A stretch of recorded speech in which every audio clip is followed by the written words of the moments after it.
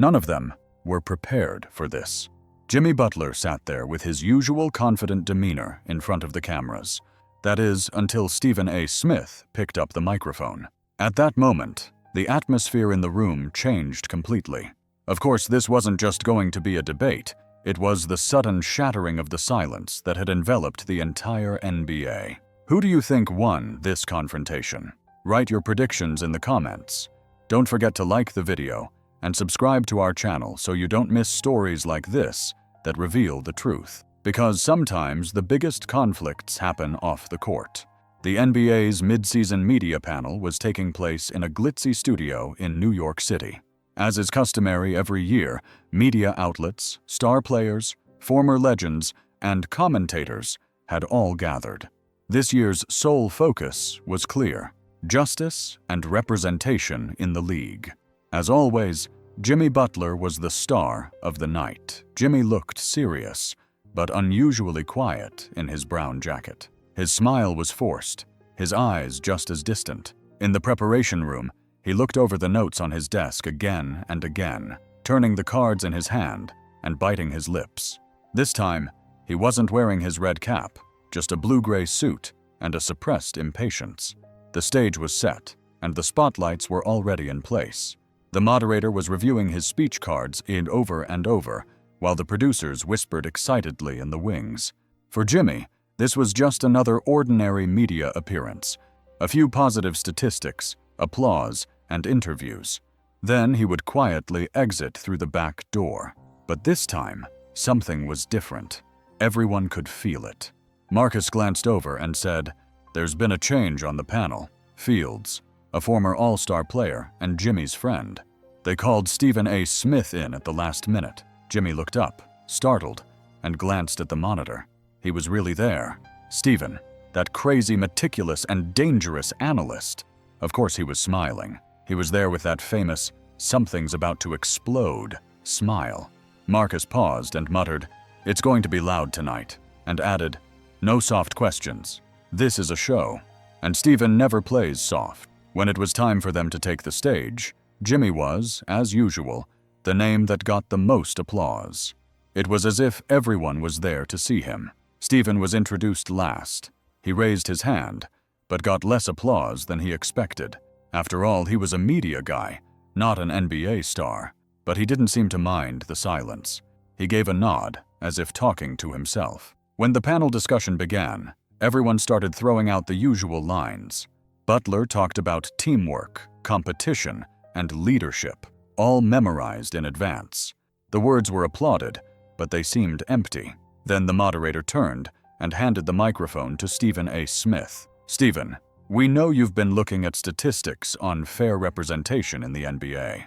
Do you think there is still an imbalance between media visibility and league policies and sponsorship opportunities among players?"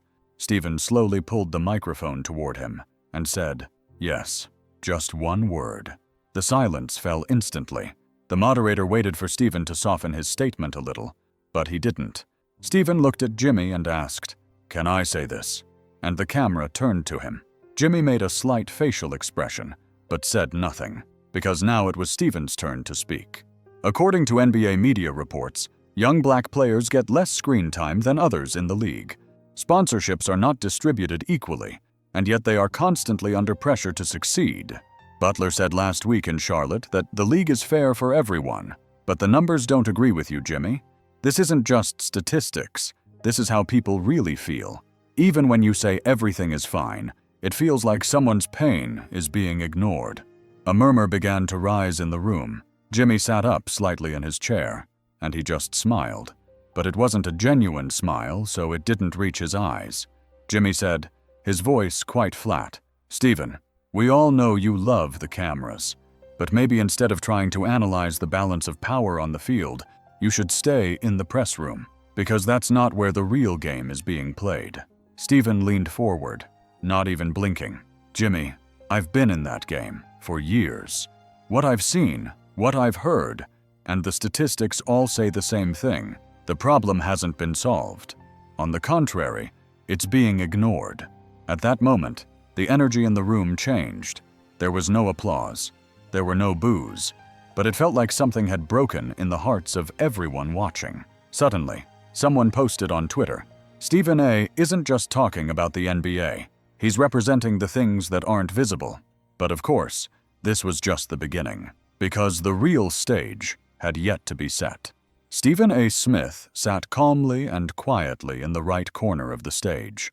He had no cards or notepad in his hands. Some of the other panelists were reading data from their tablets, while others were waiting for their turn to speak. But Stephen was just observing. Every change in Jimmy Butler's tone of voice, every tension in his facial expressions, and every pause between his sentences seemed to be a sign in his mind. It was more like a chess game than a debate. Jimmy continued speaking. With a confident tone of voice, he said, "The NBA now has a structure that is more fair and equal than ever before in its history. Players can speak and act as they wish. In the past, it was difficult to even imagine such a thing," he said. Again, there was only light applause in the hall. Perhaps it was out of politeness, or perhaps it was out of habit. Stephen reached for the microphone again, without taking his eyes off the camera. "Jimmy," he said slowly, "I read the media access report published by a league last month. Young black players have only 37% less media visibility than white players with similar statistics. At the same time, the rate of access to commercial sponsorships is just as significantly different. So it's not just talent, but visibility that is unevenly distributed." The silence that spread through the studio like a cold wind slowly began to sink into everyone's hearts. Jimmy paused for a moment, adjusted his microphone, and said, "Stephen, those reports are taken out of context. You know that the media always chooses the dramatic. These are just numbers. You can see that I'm here and I've succeeded. That means the system is working." Stephen leaned forward slowly. "You succeeded because you are extraordinary. But thousands of players like you have disappeared in the same system. This system shined some people while making others invisible. And when you say everything is fine, without even realizing it, the voices of those who are invisible are silenced a little more." A faint line of tension appeared on Jimmy's face. He seemed to want to speak, but Stephen continued. "Last year, a young player named Deshaun Rivers broke record after record in the G League, but unfortunately, the media never talked about him. The cameras didn't even turn his way. In fact, he was pushed out of the league just because he made one mistake. Do you know why? Because he wasn't the right profile. He was quiet and humble. And unfortunately, that's not what the sponsors were looking for." A few people in the back rows bowed their heads. Deshaun Rivers was a talent who once wrote legends on the court, but today, no one remembers his name. Now he was coaching on neighborhood courts. Stephen continued, "Of course, this isn't just the story of one player. It's the story of the system. And in this system, some are favored, while others are silenced. Successful players like you have to see this, because when you speak, people listen to you. But when you remain silent, that silence casts a shadow over other lives." Jimmy put his hand on the table. His voice had risen slightly. "I'm not talking politics here. This is a sports program. People want to see competition. They don't want statistics, and they want to talk about the winners, not the victims." Stephen leaned back in his chair. "That's exactly why I'm talking about it, because the real competition shouldn't only be on the field. There is a battle to be won outside the microphones. And in this battle, no one wants to be the winner. Only those who refuse to remain silent can stand." There was silence in the hall for a moment. The audience seemed to be holding their breath. Some had already grabbed their phones, and clips were already circulating on social media. Stephen took the microphone and spoke for the last time in that segment. "Look, I'm not here chasing ratings. I'm just giving a voice to those who have been denied the right to speak. And if that upsets some people, then I must be doing something right." Jimmy immediately interrupted. This time his voice was harsher. "Enough already. This has become a media game. You're just polishing your image." Stephen shook his head. "No, Jimmy. This is a mirror. And you're uncomfortable looking at that mirror." At that moment, all eyes in the room were on Stephen A. Smith. This was no longer a panel discussion. It had turned into the first time in years that a truth about the NBA had been spoken clearly. Jimmy sat silently for a moment. His eyes were still on Stephen, but this time his gaze was more defensive than challenging. The cameras broadcast the image within seconds. Stephen A. Smith challenges Jimmy Butler and never backs down became a trending headline. Young athletes, coaches, and fans were all watching that moment. And now, the stage had completely changed. Because that night, people weren't just talking about basketball. They had begun to rethink what justice, visibility, and representation meant. Stephen's words echoed across the screen. "I'm not here for ratings. I'm giving a voice to those who have been silenced." By the end of the day, this sentence had been shared thousands of times on social media. Some printed it on t-shirts, others wrote it on their walls. But everyone knew that the game was not over yet. The atmosphere in the studio had changed dramatically. The panel was still going on, but no one was really listening to the other speakers. The moderator was trying to wrap things up and keep things balanced, but nothing he said was getting through to the audience. Because the focus was now on one person, Stephen A. Smith. Jimmy Butler was definitely on the verge of losing the control he was used to having. His arms were crossed over his chest, his legs were crossed, and his eyes were fixed on Stephen, but his gaze was very cold. Every time the cameras weren't on him, it seemed like he was struggling to hide something. The knowing look on his face was gone, replaced by suppressed anger and exhaustion. Stephen wasn't saying anything anymore. He had said everything he needed to say. Now, he was just sitting there listening. His hands were clasped on his knees. His shoulders were straight, and his gaze was fixed. He was neither defending himself nor attacking. He was just there. And this state of being resonated louder than Jimmy's raised voice. The audience noticed this too. For the first time, they saw how powerful silence could be. The more Stephen remained silent, the more Jimmy felt compelled to speak, becoming harsher and even more defensive. And every sentence he uttered seemed to weigh heavily on him. "It's true that this system hasn't hurt me," Jimmy said suddenly. "I worked hard, I sweated, I paid a price in a way. Of course, no one handed me this stage on a silver platter. I earned everything myself." Stephen raised his head. For a brief moment, only their eyes spoke. "Jimmy, I don't belittle anyone's success," he said finally. "But the fact that you made it to the stage doesn't negate the fact that others were kicked off the stage. And if a system promotes some while making others invisible, then that success story cannot be told on its own." Jimmy stood up from his chair. He took the microphone in his hand. His voice rose with a mixture of anger and determination. "You don't represent me. You didn't build this league. You can comment. We play. We know what's real on the court." Stephen bowed his head with an ambiguous expression on his lips. He took a short breath and then spoke calmly. "The person you're talking to is someone who has spent years on the sidelines, telling the story of that struggle. I've seen the tears in the eyes of young players during interviews. Some made their voices heard through the sweat they poured on the court, others through the opportunities the system gave them. But most didn't get the same chance you did, because some of them were never given a microphone." A camera in the studio silently turned to the audience. Images of a man taking off his glasses and a woman clasping her hands in her lap slowly appeared on the screen. There was now a palpable heaviness in the air. This was no longer a television program. It had turned into a reckoning. Stephen continued, "Do you remember someone like Deshaun Rivers? He broke defensive records in the G League, but the media never saw him. He had similar stats to the league MVP that same year, but he wasn't on any brand's poster. So was his only crime being quiet? Or just not having the right sponsor?"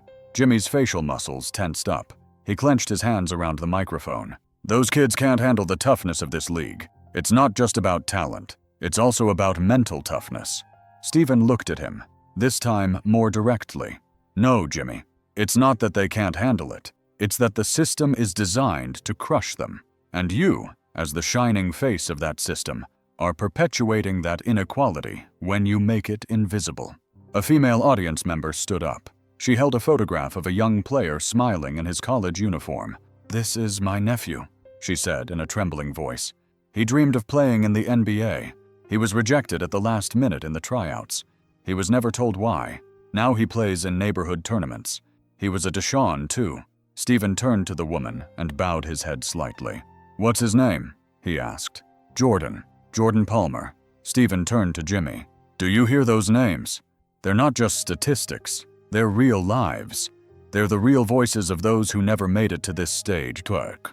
Jimmy didn't want to respond. His lips parted, but no words came out. He just turned his head away.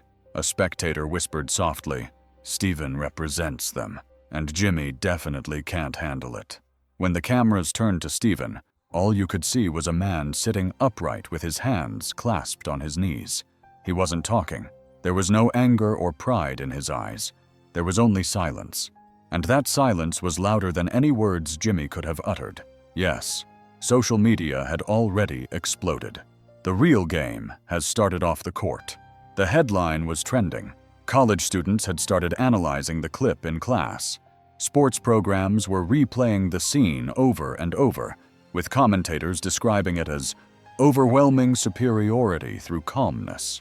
But for Jimmy, this wasn't just a media moment. It was the story of a reputation crumbling before his eyes. And no one could remember an NBA star ever being so quiet. Jimmy Butler had his hands gripping the edge of the table, his head slightly bowed. He was avoiding the camera, as if he were ashamed to be there. His usual charismatic confidence was gone. There was no defense, no move, just silence. And this was an unfamiliar sight for the millions watching. Stephen A. Smith, however, remained in his place. There was no victorious smile on his face, no display of superiority. Because his goal had never been to belittle anyone. He had chosen to carry the burden of speaking the unspeakable, of making the invisible visible. Something had changed in the studio, because this was no longer just a broadcast. People were glued to the screen, witnessing a transformation. Some were recording the scenes on their phones, while others were simply frozen in place, watching. Because this silence was of a kind that even the cameras struggled to bear witness to. And finally, Jimmy raised his head. The tension on his face was now too obvious to hide. He picked up the microphone and began to speak. "Who are you to judge me? I carried this league on my shoulders. I took to the field. I sweated. You just sat in front of the screen and watched. Then you came here and passed judgment." He could no longer suppress the anger in his voice. This anger was not just directed at Steven, of course, but at the reality of the moment, at the shaking of his own authority and its dissolution in front of the public eye. Steven listened to him carefully. He didn't respond. He was still sitting in his chair, calm. But Jimmy's words echoed throughout the hall, and now that echo was filled with uncertainty, because people were no longer accepting what he said without question. "People like you always do the same thing," Jimmy continued. "You talk and criticize, but you can't change anything. While we are fighting the real battle in the field, you sit in your chairs and spout empty words." Steven's voice rose slightly for the first time, but he still remained calm. "No, Jimmy. I'm not spouting nonsense. I've been listening to those who have been silenced for years, and now I'm bringing that voice here. I'm not just standing up for you, but for thousands of others like you who are not being heard. Because when you stopped speaking for them, I had no choice but to start." The tension among the audience was now palpable. People looked at each other, whispered, sensing how fragile this moment was. Some shook their heads. Others silently witnessed images that contradicted Jimmy's words. At that moment, a member of the audience stood up. He was an elderly man. He was wearing a suit jacket and holding an old photograph. "I coached youth teams in Harlem in 1983. I'm not going to tell you about Jordan, but about another kid," he said, his voice hoarse but clear. His name was Jermaine. He was an amazing player, but neither the media came, nor did he get a scholarship. He made one mistake and was never given another chance. Now he's still teaching basketball to kids in his neighborhood. If someone had listened to him back then, that kid could be in your place right now, Jimmy. The room suddenly felt like a freezer. Jimmy turned his head away from the man but didn't make eye contact. Steven remained silent, because this time, it wasn't his turn to speak. The floor was now open to the audience. The moderator tried to regain control.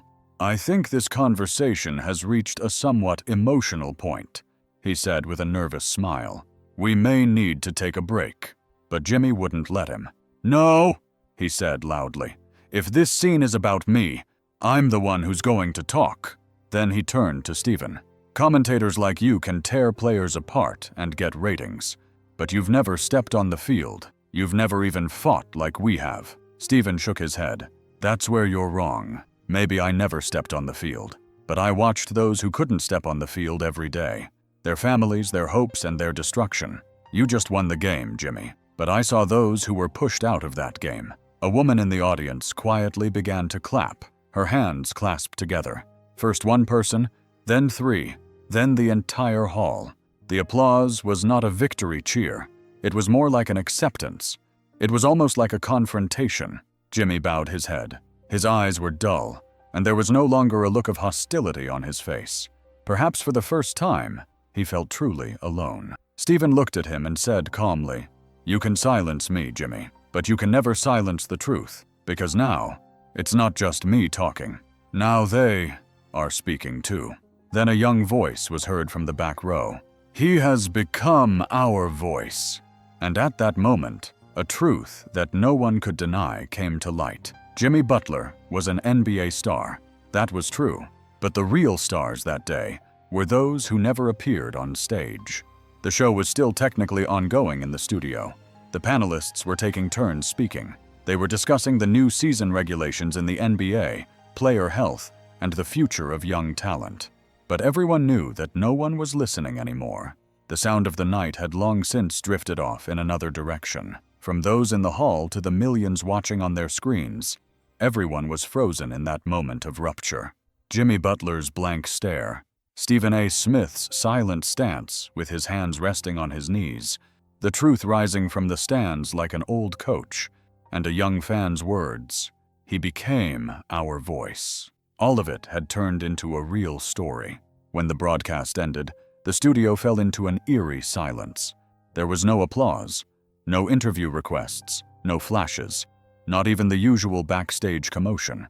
Everything had gone quiet. Stephen A. Smith didn't move from his seat. Jimmy Butler simply bowed his head before heading toward the back door.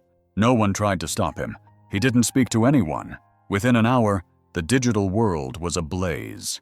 On TikTok, a user had edited Stephen A.'s statement, "You just won the game, Jimmy, but I saw the people who were pushed out of that game," with the soundtrack of a documentary.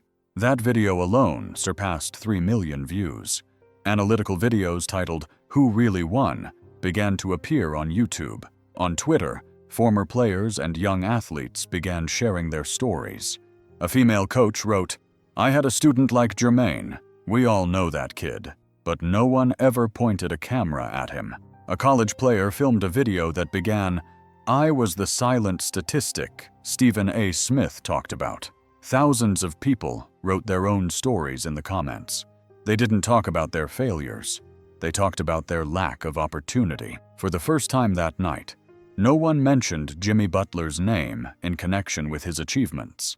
Even his fans were silent, because this time, even winning wasn't enough. The next morning, the sports world was divided in an unusual way. Some criticized Stephen. He put on a show. He set Jimmy up. He brought politics into sports.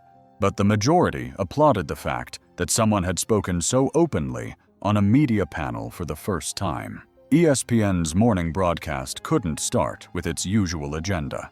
The host paused in the first minute. "Something happened last night, and we can't just move on," he said. During the broadcast, Stephen A. Smith wasn't in front of the cameras.